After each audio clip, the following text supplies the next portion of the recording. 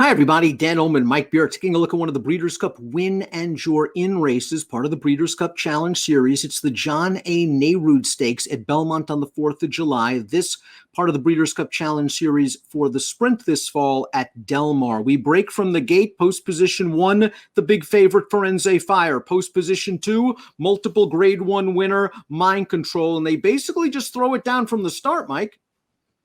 Yeah, both showed speed right from the gate in this race. They were the two sort of standouts on form in here, and they just sort of go after each other early. They're not, they're not really dueling here up the backstretch, but they're just matching, and they're going to start picking it up pretty soon. The number 3 American Power, as he did in his prior start, decides to opt to sit off of the pace. I'm not sure that's his best game, but you can't fault the trip. No, that's true. You can't fault the trip. As it turns out in this race, the horses that went to the front and finished 1-2 were the two best horses. 3 Technique and Top C were both turning back in distance after chasing Happy Saver. 3 Technique looks to be moving really nicely in behind horses, but once we get to about the 5/16th pole right here, these two leaders are going to sprint away. Yeah, they're going to start picking up the pace right about now. You're going to see 3 Technique in behind them. He's coming under pressure at this point, Dan, but it's at least worth watching him down to about the 8th pole because Manny Franco wants to get him off the inside to the clear, and he just can't do that. He's got that horse right next to him, and he really can't get this horse fully clear until they're coming down to about the 16th pole. He's going to finish up pretty well to be a clear third, but he can't threaten the top 2. Not only are Mind Control and Firenze Fire talented, but they both love to fight. And Mind Control just got the better of Firenze Fire at a 5-1 mutual. Now, this race is a win and you're in for the Breeders' Cup Sprint. Mind Control in his first start for trainer Todd Pletcher looked good going the 7. This is really his best distance. You can make the argument. Wins in the Jerkins, wins in the Hopeful, now a win in the Nerud. The connections have mentioned that maybe they would try the Breeders' Cup Dirt Mile if he gets there, a 2-turn race. Oh, really? Well, it'll be interesting to see what they do. It'll be more interesting, I think, anyway, Dan, just to see what Mind Control does in his next start. I guess the real question would now be, is this, sort of a resurgence for this horse who, let's be honest, he was a little bit off form in his, most recent 4 or 5 starts. Did he really start turning things around here? First time for Todd Pletcher. It'll be interesting to see what he does through the summer. He's obviously a really nice horse. I don't think he can't get the 2-turn mile, but I think he's probably at his best sprinting. And we'll see both of the top 2 finishers at Saratoga. Mind Control heading for the 4-go. Firenze Fire probably will run in the 4-go, but there's a chance he'll run in the Vanderbilt before then. Can you make the argument, and I know Firenze Fire has been good at a variety of distances throughout his career, can you make the argument that right now he's a little better at 6?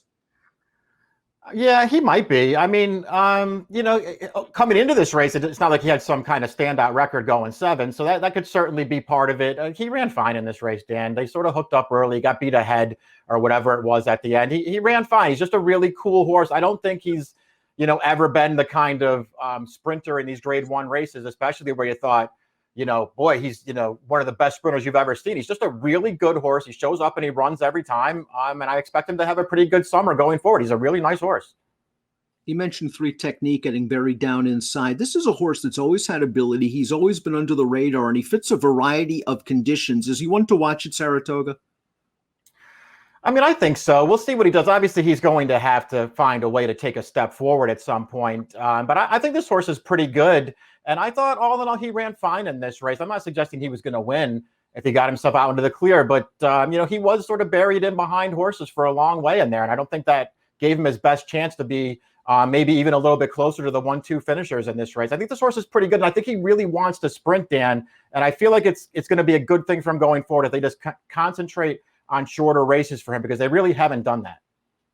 Top Seed has run well in allowance races. When stepped up into the stakes ranks, it's been a little bit of a different story. Has he been exposed as a horse that's just a cut below? Yeah, I mean, he's already 5 years old and he's very lightly raced, so there were probably some issues along the way with him.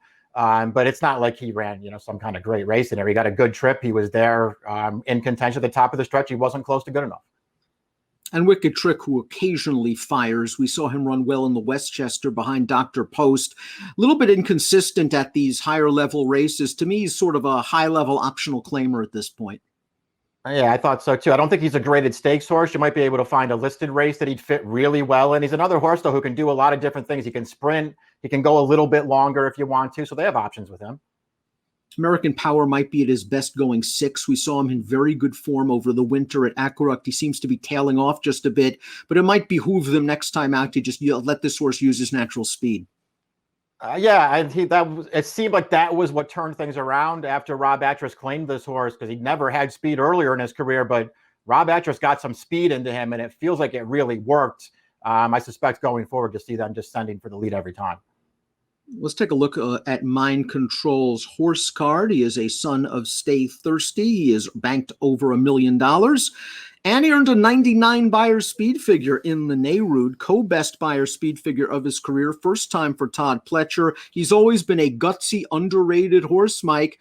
Maybe this division is just ripe for the taking. It does sort of feel that way. I mean, if nothing else, it's good to have a horse like him maybe getting back into form, Dan, because you're right. At the top of this older sprint division, there's not a lot of strength. Forense Fire second, 3 Technique third. As we take a look at the payouts for the John A. Nerud, Forense Fire the big favorite at 2-5. Mind Control wins it, keying a dollar exacta that returned $11.50. Mind Control and Forense Fire both go to Saratoga. They might face up again. Mind Control has options, either the Breeders' Cup Sprint or the Dirt Mile.